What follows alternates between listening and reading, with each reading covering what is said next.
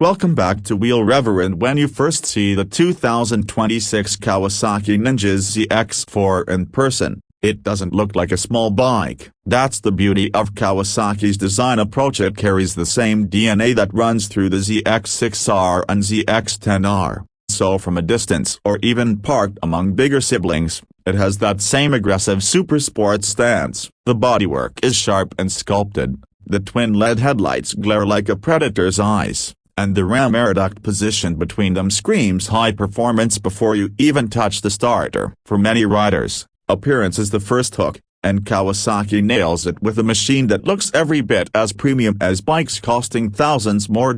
Once you swing a leg over, you immediately realize the ergonomics are sporty but not punishing. The seat height, right around 800 millimeters, makes it approachable for a wide range of riders, and while the bars are low enough to put you in a forward-leaning stance, they don't twist your back into knots. This is a bike that acknowledges most owners will ride on the street, not just the track. The tank is sculpted in a way that your knees lock in perfectly, and the seat narrows toward the front to make reaching the ground easier. There's a level of comfort balance here that you wouldn't expect from a machine capable of screaming past 15,000 revolutions per minute. Fire up the inline-four and everything changes. It doesn't growl like a parallel twin or thump like a single. Instead, it has that unique high-pitched wail that we usually associate with bigger supersports of the past. Blip the throttle and the revs climb fast, almost eager, and you can't help but smile. On the road, that translates into an addictive soundtrack that keeps building the higher you go. Unlike some larger sport bikes that feel intimidating at city speeds,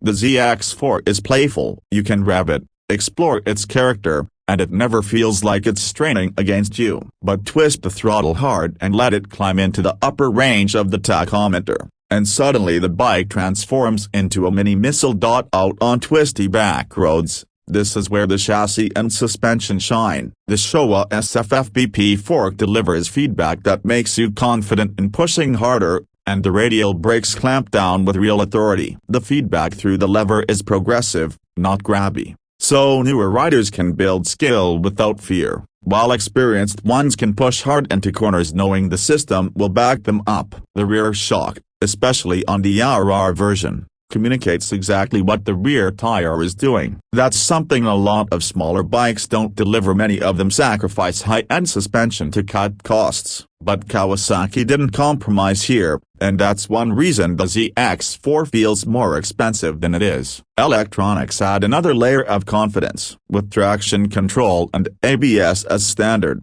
plus multiple riding modes. You can tailor the bike to your comfort zone. In wet conditions, rain mode softens throttle response and adds more intervention. In sport, the throttle sharpens and traction control relaxes, letting you unleash more of the bike's character. Rider mode allows you to customize, which is especially handy for riders who want ABS intervention but prefer more direct throttle feel. For the track, switching to circuit mode on the TFT brings up information that actually matters when you're chasing lap time as a gear position, lap timer, and a focus on revs above 10,000, where this bike lives when you're going flat out. Daily usability is another area where the Ninja ZX-4 surprises. While it's a high-strung engine, the fueling is smooth at low RPM, so commuting in traffic isn't a chore. The clutch is light, the gearbox clicks cleanly through ratios, and on the SE and RR models you get a quick shifter that makes upshifts seamless and addictive. Filtering through traffic, the bike's relatively narrow profile helps, though you do feel the nearly 190 kg weight when compared to something like a KTM RC 390. But the payoff is stability at higher speeds. This is a bike that doesn't twitch or wander up. It holds a line, even if the road surface isn't perfect. Fuel economy sits at about 5.1 liters per 100 kilometers, which translates into roughly 47 miles per gallon. With the 15-liter tank, you can get almost 300 kilometers before refueling if you're riding sensibly. Of course, if you're wringing it out at every opportunity,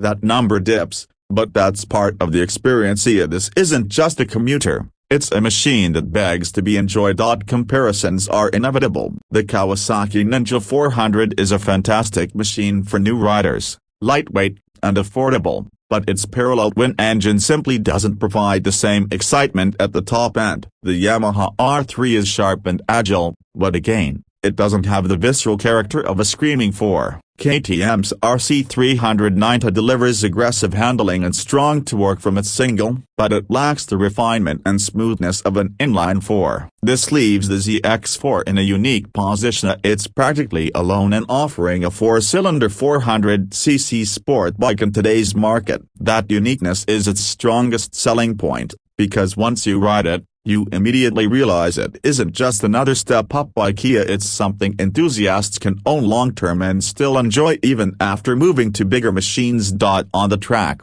testers have found that the Ninja ZX-4 punches far above its weight class, with top speeds around 230 km per hour on an engine that rewards aggressive riding. It's a legitimate track tool. Riders coming from 600cc Supersports will find the chassis familiar, though obviously the power is less, but that makes it more approachable. You can use more of the throttle more often, which ironically makes it feel faster in many scenarios because you're always closer to its limits. For riders learning racecraft or corner speed, this bike is perfect. It forces you to carry momentum, to focus on technique, rather than simply relying on brute horsepower. Pricing is another element that deserves attention. At just under $9,000 in the US for the base model and closer to negation $9,000 in Europe, the ZX-4 positions itself higher than twin-cylinder 400s and singles, but significantly lower than full-blown 600cc Supersports. That pricing reflects the engineering that goes into building a high-revving 4-cylinder engine, along with the premium suspension and electronics package. The RR version, with its upgraded suspension and quick-shifter, stretches closer to $10,000 or a negation $9,700. But for riders who want the full experience, it's worth every penny. Considering the rarity of this engine configuration in today's emissions-constrained market, it feels like Kawasaki is offering something special at a time when most manufacturers have moved away from high-revving small-displacement 4s. Unique selling points: the sound is the first. No other bike in this class gives you that MotoGP-like wail at 15,000 revolutions per minute. The second is handling. A few bikes under 600cc provide this level of feedback and precision. Third,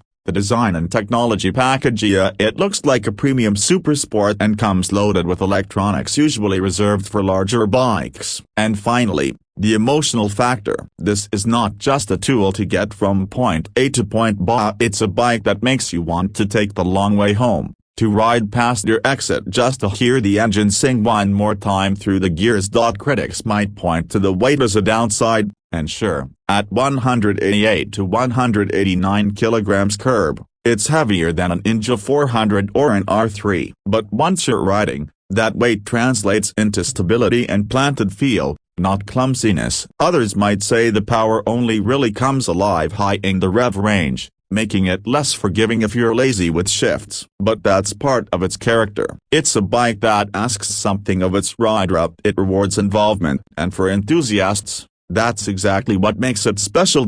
Imagine pulling up to a meet on this bike. Most people will expect the familiar sound of a parallel twin, but instead, you hit the starter and the inline-4 crackles to life. As you rev, heads turn, people realize they're hearing something rare. And when you take it out on the road, it's not just about the numbers, it's about how the bike makes you feel. The rush of climbing past 12,000 revolutions per minute, the smooth shift into the next gear, the way the chassis stays composed even as you push harder. That's the kind of emotional connection that few bikes in this category deliver.